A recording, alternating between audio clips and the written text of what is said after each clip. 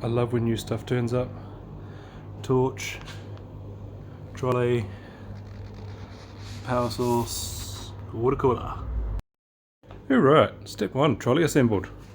I may or may not have actually read the instructions.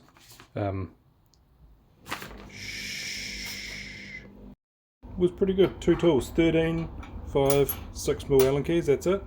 There's a few spare ones of those. I know where they go, but these here I haven't found. Oh, actually I know where these two go. I know where they go, and I know where they go, and those go. But those, that's a problem with future mic. Well, that was surprisingly easy to mount. Back just hooks under, and then there's 2 screws in the front of the cooler. And, well, here we are, there's the hooks at the back of the power source, 2 bolts at the front of the thing, so that's exactly how the power source drops on to the thing. That is the same as that. And that's the power source on the cooler. I do still have this, which I think holds the top handle here in place.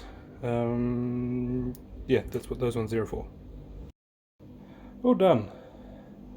Now I just need to actually get 15 amps in the shed, because that is not 15 amps.